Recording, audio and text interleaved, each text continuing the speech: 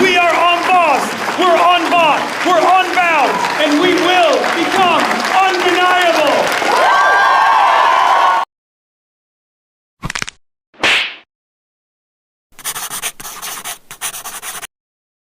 Man, oh man, do I have a doozy for y'all today. So Hasan Piker is going around the internet these days for a speech he made at the College Democrats of America's National Convention, where he's apparently doing his best Mao Zedong impression, even down to the outfit he's wearing. Holy shit. This speech assures to be peak stupidity and a case study in ultimate levels of tone deafness. But like a train wreck, I can't look away. And if you're anything like me, then neither can you. But before we get into it, guys, please like and subscribe if you like this sort of content. Hit the notification bell so you're notified as soon as a new video drops. We release breakdowns every Tuesday and Friday, and then shorts throughout the week. Be sure to check us out on Patreon, X, and TikTok. Links are down in the description. All right, let's get into it, guys.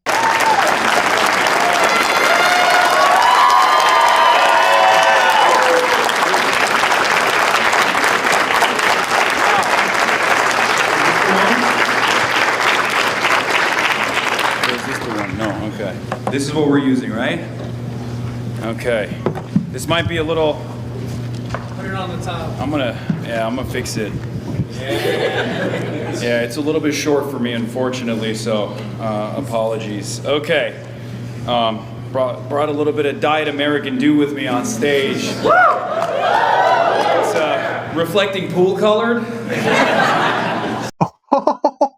This fucking moron. Delicious. Not a sponsor. Just putting that out there. What an honor to be here. Thank you so much for having me, College Democrats of America. It's a great honor to be here in the heart of the American empire, in the belly of the beast, speaking to the future activists of the Democratic Party, but as an outsider currently pushing for an insurgency. To be honest, when I first got the call from this organization, I first said, I don't know what that is, I'll be honest. I apologize. And then they told me they hadn't held a national convention of this size since the Nixon era. So give yourselves a round of applause for that.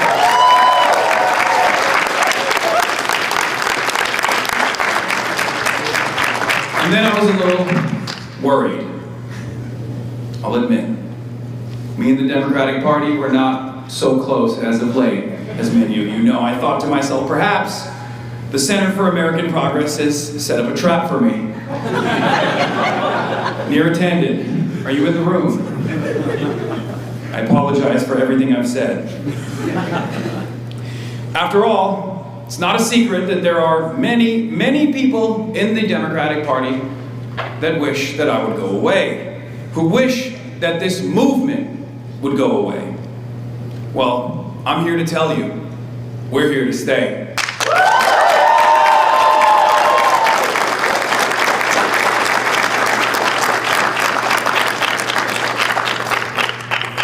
Now, a lot of people, including probably your future employers or your current employers. Interesting. You think people that attend a DSA convention are employed? You sure about that? You sure about that? They call me a lot of names. They say I'm an idealist, a radical, a terrorist. But the one thing that they don't call me is a liar. And I think that anyone who wants a better future for the world, let alone this country, needs to understand that it is our job to always seek truth from facts.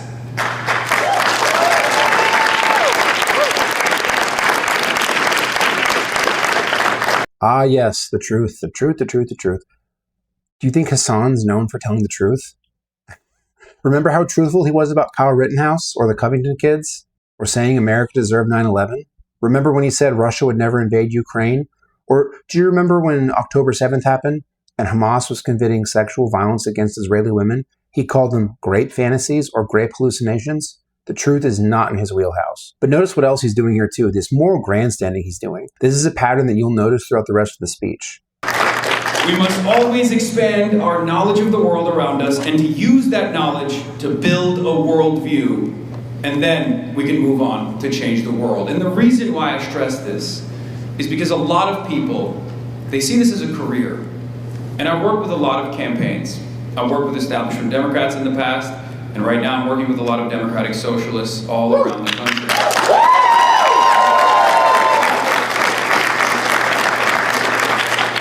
And the one difference that I always see is moral conviction. Moral conviction to always say the truth, and an endless thirst to understand exactly what's going on. We have a lifetime of social conditioning that has guided our lives, that has motivated the way that we see the world. Sometimes that means we have a lot of blind spots. But moral conviction is really important, because that is what makes the difference between the insurgents and the establishment Democrats that are simply following along. And I think that anyone and everyone here must constantly push for this. This task takes on a new importance today. Lies and disinformation are the currency of our enemies on the right. Unable to compete with us over here in reality, right-wingers instead try to make humanity live in their dangerous fantasy land, constantly finding new enemies in our neighborhoods to position as a reason for why we are all experiencing the same struggles born out of capitalism. But sometimes, I'm a glass half full kind of guy. When the right traffics in lies, the lane for telling it like it is wide open. And whoever can do that, whoever can tell the truth, they will own the future. Lies and disinformation are the currency of our enemies on the right.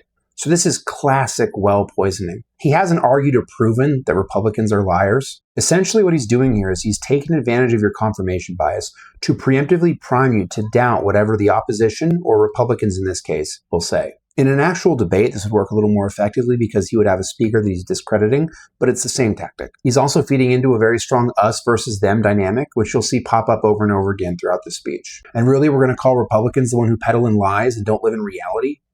Bro, aren't y'all the party that says there are 400 genders? That think kids should be allowed a gender transition? That believe in socialism and championing socialism, even though socialism has failed every single time it's been implemented, even though socialism has contributed to more pain and suffering and death in the 20th century than any other ideology. Yet you guys still champion it. Really? We're the ones who don't live in reality? Give me a break, dude. But people fail this basic test all the time, especially in Washington, D.C. Now, I'm sure that many of you in this room feel the same energy that I do. A feeling shared by more and more people all the time of frustration. Frustration with decades of political ineptitude in the face of rising fascism. Many people in this room have only known Trump. But to the older folks here and also watching at home, think about that for a second. The only politics that people in this room have ever known is shot through with Donald J. Trump. Political life shaped from above by a narcissistic tyrant who enriches himself, his ridiculous family, the Epstein class, as well as the billionaires who were smart enough to get caught, smart enough to avoid getting caught. Sorry.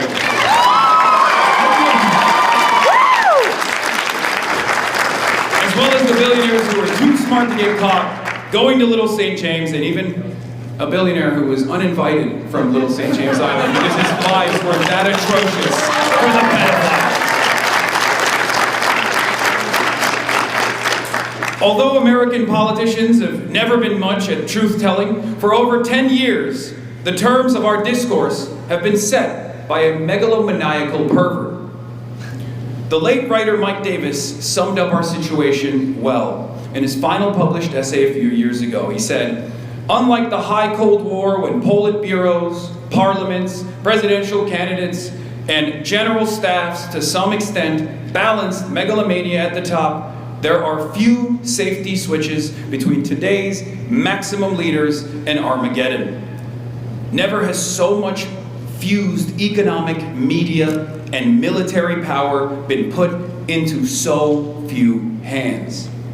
To you, young people of America who have chosen to enter the world of electoral politics, I know that you have grown up in this degraded era where bigotry and deceit are so blatantly rewarded in society.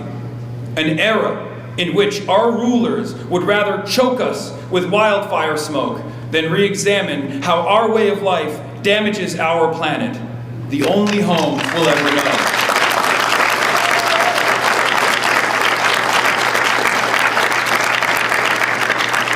This wretched era in which the third world is staring down disaster because of the upheaval caused by ours and Israel's war on Iran.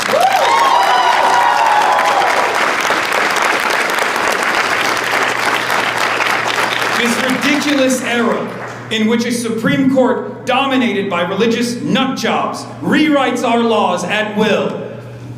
In this world, I know even just a little bit of truth can feel like a life raft.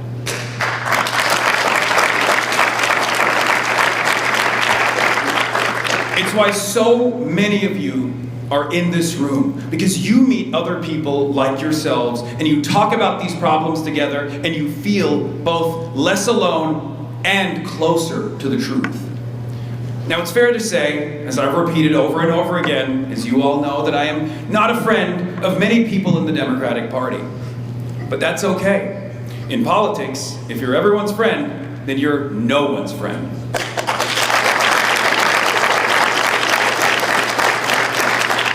But I am here today because the times have gotten very strange and new political opportunities are all around us. Chances for us to push radical political change through an electoral system that right now is going through a transformation.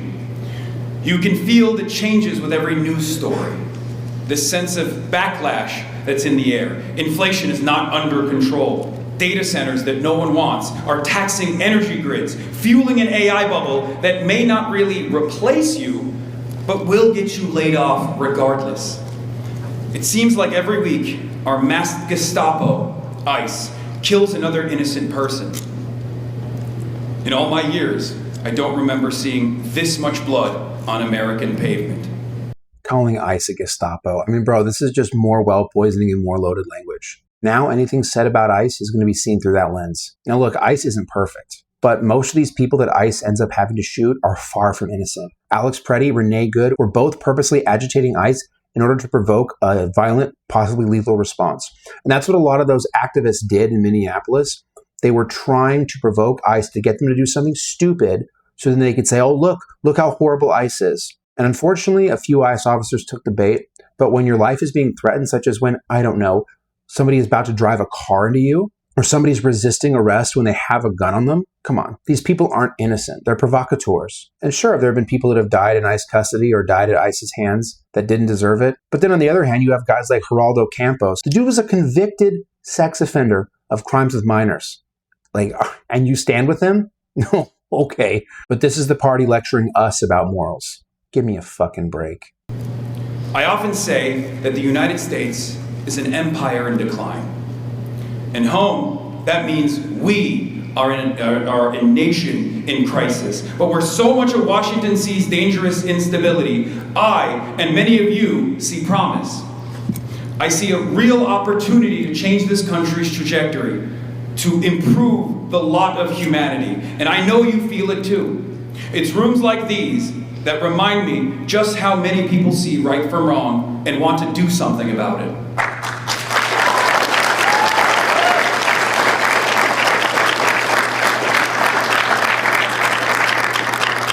All around the country, we're getting real fighters elected.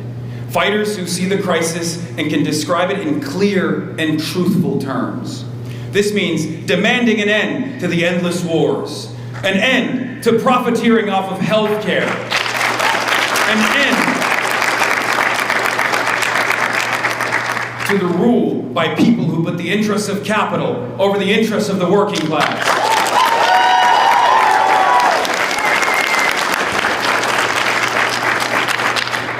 It's talk like this that has Washington terrified. It's talk like this that has MAGA terrified.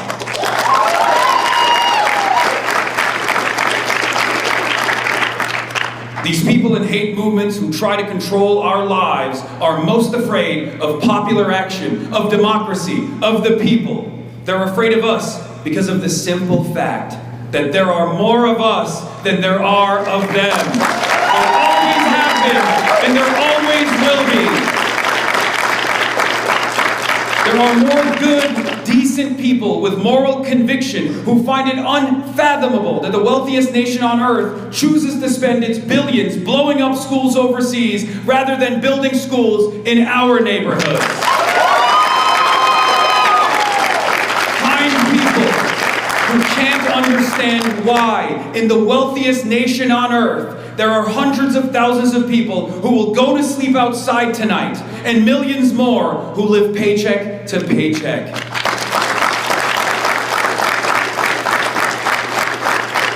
Hardworking people, frustrated that an honest day of labor delivering packages, cleaning counters, or teaching children is no longer enough to take care of a family or own a home. All the while, the world's wealthiest man sits around tweeting racist screeds and unfunny jokes as people grow his net worth into the trillions.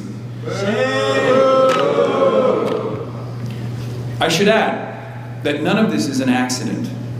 The inequality is the design of our system. When you see broken down towns in a state of disrepair, or potholes that never get filled, or homeless people suffering in the streets, remember, this is the design of our system. It is not the moral failings of the individual, but a whole architecture where the ultra-rich stick their hands in the pockets of everyone else. Just as every person who has no shelter is a policy failure, every billionaire is a policy failure.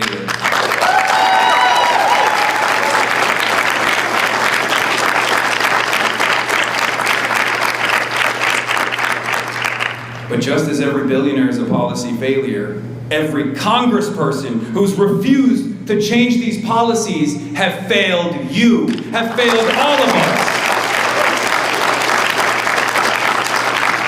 We have placed corporate interests above the interests of the people. I say no more, and we say no more.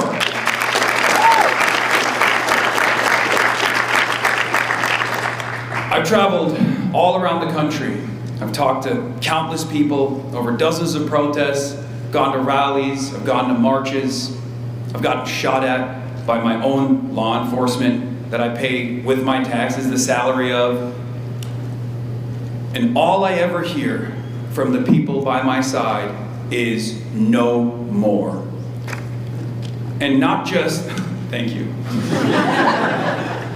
And not just the no more to Trumpism, but no more to the Democrats who compromise, who conciliate, and who betray us.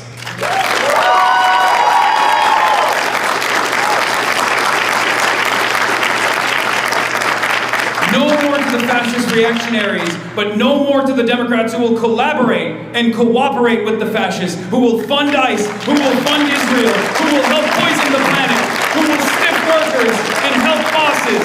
We don't need those Democrats anymore.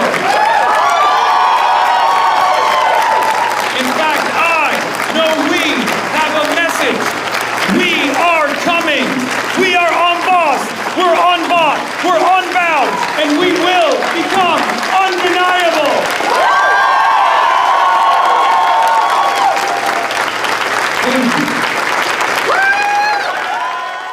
The Mao Zedong outfit? What were you thinking, dude? Not only is that completely tone deaf, but it exemplifies the historical illiteracy that we constantly point out about these socialist types. The dude was literally responsible for the death of 50 million people because of his incompetence at carrying out a centrally planned economy. This guy was an abject failure. And Hasan's idolizing him? Terrible. Take a lap.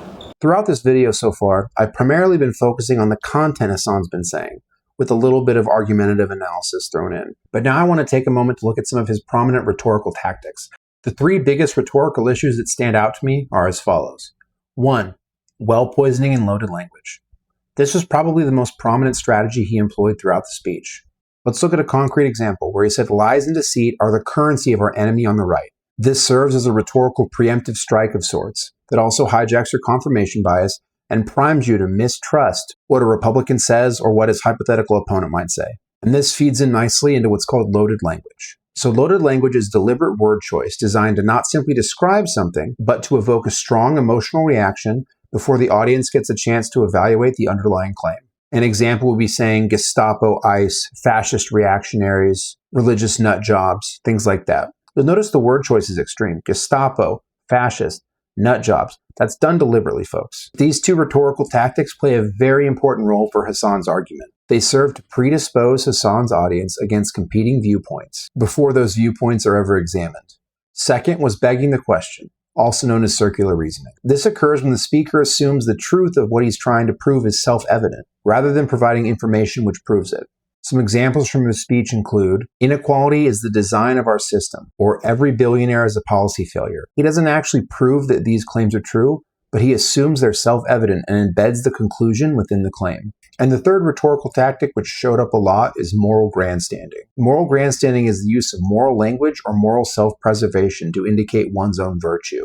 This is often emphasized by looking at moral identity over at careful defense of a claim. The focus subtly shifts from, is the argument correct, to who is morally correct. Hasan employs this a lot, so I'm going to go through a few prominent examples really quick. Dividing society into morally good people, and by implication, morally bad people. Equating his side with truth, casting policy disagreements as moral failures, and portraying political compromise as betrayal. This performs several important tasks for people at a primal emotional level. It gives us moral certainty, it strengthens group identity, and it motivates action, which is why somebody like Hasan leaned into it so much. Now, while these tactics would absolutely not fly in a debate against somebody who is very well versed in philosophy, for a speech like this, Hasan gets away with it. But I got to thinking, after listening to this a few times in preparation for this video, a lot of his rhetorical techniques and the way he spoke reminded me of a few select people throughout history.